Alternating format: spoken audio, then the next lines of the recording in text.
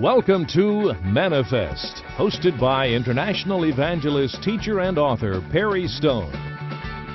Enjoy unique insight into prophetic and practical truth.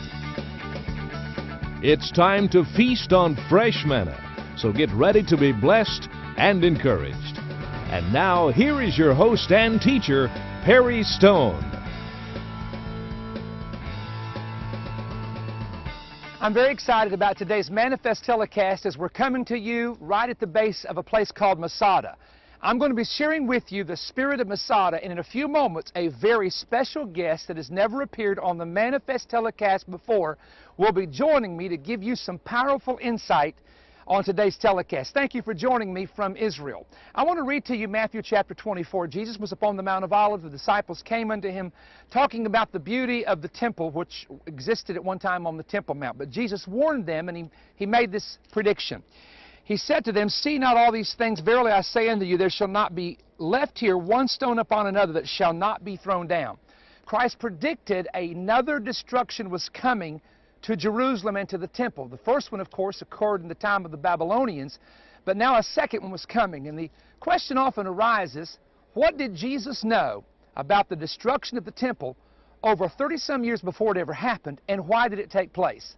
Well, in Matthew's Gospel, this is what it says. Jesus is also mentioning an account, something which happened, which is actually recorded in 2 Chronicles Chapter 24 in our Bible. Jesus said, "Upon you may come all the righteous blood shed upon the earth from the blood of righteous Abel." Now we know who that is. Cain killed his brother Abel early in the book of Genesis. "And unto the blood of Zechariah, son of Berechias, whom you slew between the temple and the altar." Now this story, if you want to read it, is 2 Chronicles chapter 24. And in that passage it says that God sent to the people prophets, but they refused to hear him.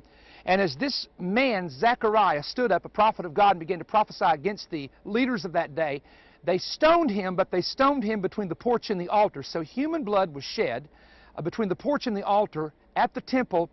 This actually was back in what we call the Old Covenant, the Old Testament period, the First Covenant period.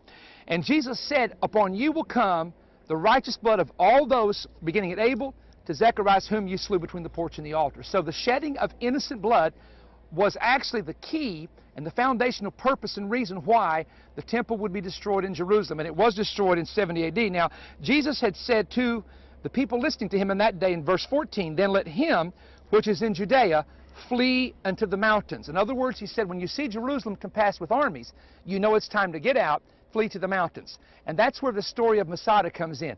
Joining me now on the Manna-Fest program is one of the just a tremendous friend and a great guide who is now over one of the travel companies here in Israel. Amir, thank you for joining me. Thank you, Perry. And you are a master at Jewish history. Look at the camera and tell us, what is Masada, what does it mean, and give us some history, because you're about to learn some things today on the telecast.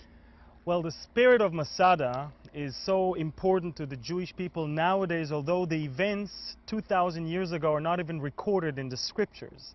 But Masada is a very important chapter in the Jewish history, simply because the Bible, although is not mentioning specifically the name Masada, the Bible is all around this specific location.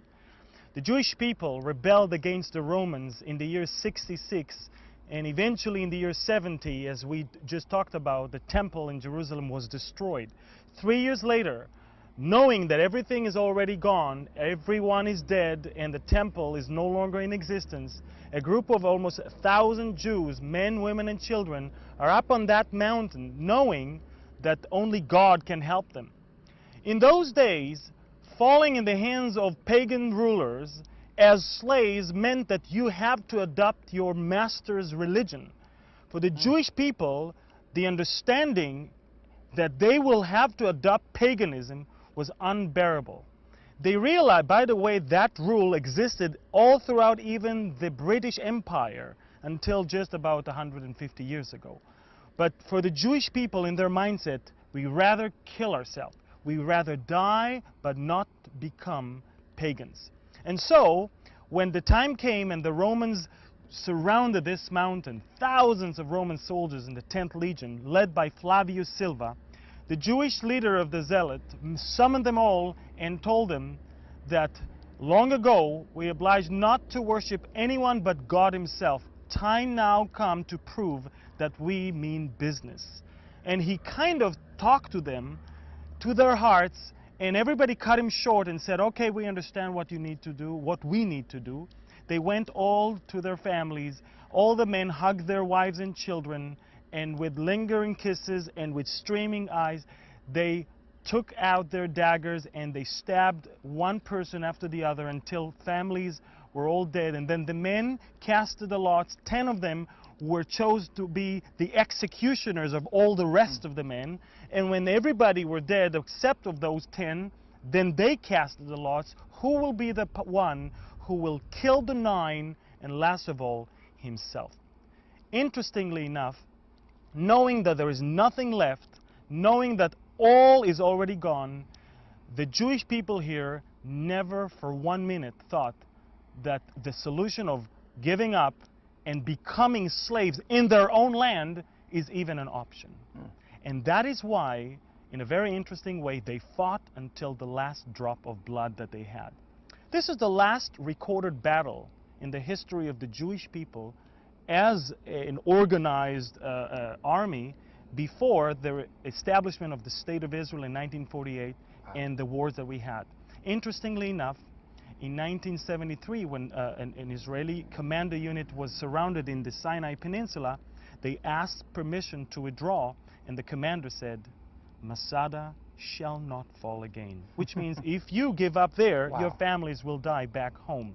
And that's how the whole spirit of Masada started coming up. Now it's interesting because the last recorded battle in the year 73 AD, and then the next one is 2,000 years later, when the Jews survived the Holocaust, made it back to the land of Israel, came back to life as a nation.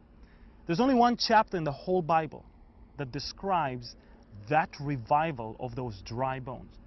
And it's interesting, in 1964, when excavations were made on top of this mountain, in the middle of the excavation, one of the archaeologists screamed and called everybody, and with choked throat, he said, I found something. And he cleaned that something that happened to be a little piece of scroll, and it was Ezekiel Chapter 37. Out of the guard, 1964, Whoa. he reads a 2,200-year-old piece of scroll of Ezekiel Chapter 37. You know, I don't believe in coincidence. I believe that this was a confirmation to the plans that God still has for the people of Israel here in this land. And it's interesting because since then, this place has become a place of pilgrimage for youth movements, for tourists, and for the Israelis themselves, basically saying, especially after surviving the Holocaust, that once we live here, there is no option of giving up and becoming slaves to other nations. I've got to ask you a question, because that's the first time, and I've done a lot of research, that what year was that parchment of Ezekiel 37 discovered? Discovered in the 1964 excavations here in Masada. Do you know what amazes me about that? It would be, what, 3 years later, Correct. in the Six-Day War. There's only been 2 biblical wars that we know of. I say biblical, 2 historic and biblical wars fought in history that lasted 6 days. The first one, as you know, was at Jericho, which today is considered by the Palestinians the West Bank. But nonetheless, that lasted for 6 days. And then the 1967 war lasted for 6 days. Correct. And in each battle, if you go back to Joshua's day, they took the Promised Land. That was the beginning of taking Jericho, the first of about 30 to 31 Canaanite cities that they would conquer. And then if you come back to 1967, they reunited the city of Jerusalem, which was actually divided between the country of Jordan and Israel. And that just absolutely amazes me. So therefore, apparently the people at Masada knew in the time, in their spirit they knew that we're at a time of destruction, we're at a time of loss, we're at a time when the enemy is attempting to destroy us. But here the prophet has told us we will come back, our bones will return, we will dwell safely in the land. And they take a parchment as they're dying and they put it in the ground so that one day, hopefully, someone will find it. And they find it, you imagine this, 3 years before Jerusalem is retaken and reunited as the capital of Israel. and what